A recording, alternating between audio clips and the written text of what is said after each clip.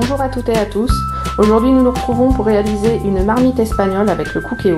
Donc pour réaliser cette recette, vous aurez besoin de 500 g de poulet coupé en dés, 200 g de chorizo doux ou fort selon votre préférence coupé en rondelles, d'un poivron rouge et un poivron vert, de 2 tomates pelées et concassées, 2 oignons émincés, 200 g de riz, 300 ml de bouillon de volaille ou de poule ou de légumes selon votre préférence, ainsi que d'une cuillère de cumin, de paprika et un tout petit peu de piment, sans oublier le sel et le poivre. Donc pour commencer, nous allons mettre le cookéo en marche.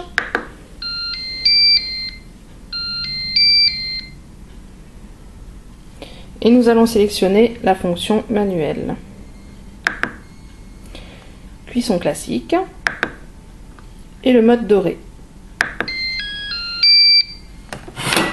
On ouvre le couvercle et l'appareil se met en mode préchauffage. Donc pendant que le cookéo est en mode préchauffage, nous allons mettre un tout petit peu d'huile dans le fond de la cuve, équivalent d'une cuillère. Le cookéo ayant terminé de préchauffer, j'ai mis les oignons et les lamelles de poivron à dorer.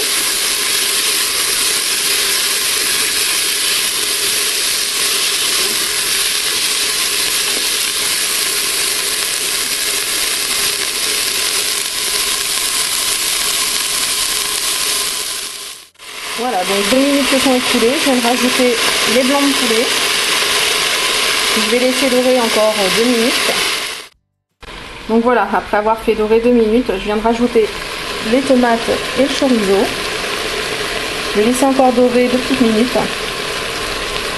Et ensuite j'ajouterai le riz, les épices et le bouillon. Voilà, donc je viens de rajouter, comme je vous le disais, les épices, le riz et le bouillon.